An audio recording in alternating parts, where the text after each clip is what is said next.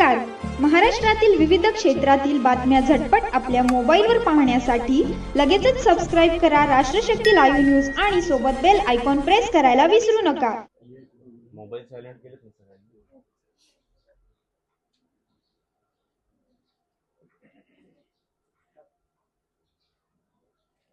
राज्याचे उपमुख्यमंत्री आदरणीय अजितदादांचं आज दुःखद निधन झालं.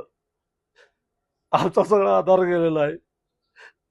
आमचं कुटुंबाचा प्रमुख गेला, राष्ट्रवादी परिवाराचा प्रमुख गेला.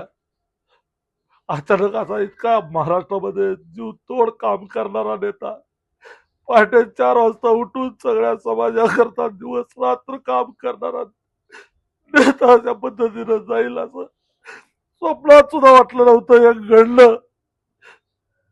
आज सगळ्या नुसता तो अजितदादाचा परिवार नव्हता, महाराष्ट्र त्याच्याकडे बघत होता. उद्या तर मुख्यमंत्री महाराष्ट्राचा म्हणून स्वप्न बघत होतो. अचानक आज अजितदादा, आज ही धक्कादायक बातमी आली. अक्षरशः सगळं कोसळल्यासारखं झालंय. सगळं याच्यातून त्यांचा परिवार, राष्ट्रवादीचा उभ्या महाराष्ट्रातला परिवार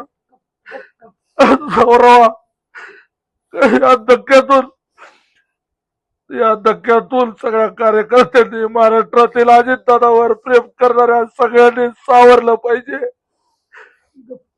या माणसानं उद्या महाराष्ट्रातील विकासाचा गाडा थांबतो का काय? अजितदादा, तुम्ही असं अचानक कसं काय केलं? एवढं पहाटे उठून तुम्ही सकाळी एवढं कशासाठी?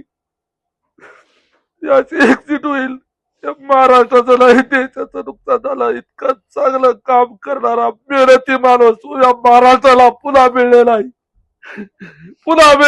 या महाराष्ट्रामध्ये पुन्हा असा नेता होलेला आहे.